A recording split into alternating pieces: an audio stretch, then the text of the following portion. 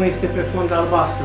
Al doilea strat de pictură la 1756 și ultimul strat pe albastru s-a încercat la 1860.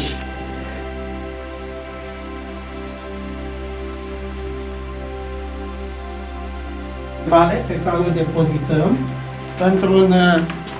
într-un mic prea mare rezervor săpat din timpul dacilor. O să-l vedeți sus.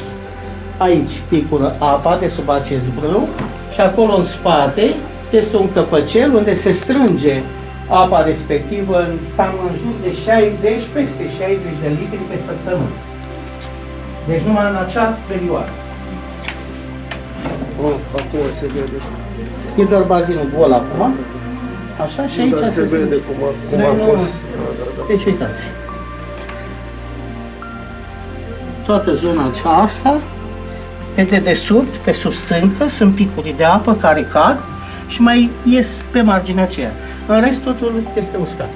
Apă de vale, 7 tone de apă și amestecăm cu apă din Sfântul Altar ca să facem aghiasma de izvorul tămăduirii.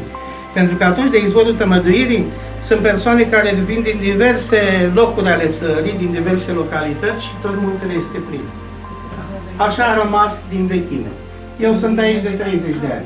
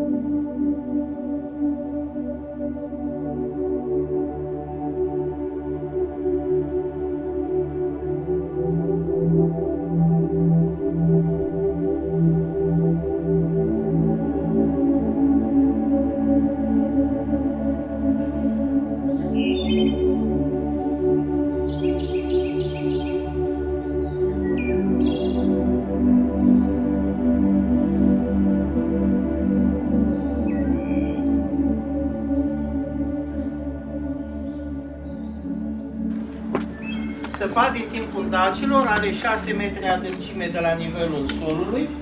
Se vede apa pe margine, uitați, și pe partea asta mai se vede, Da. dacă vă dați puțin mai încolo, uitați așa încolo. Și se vede.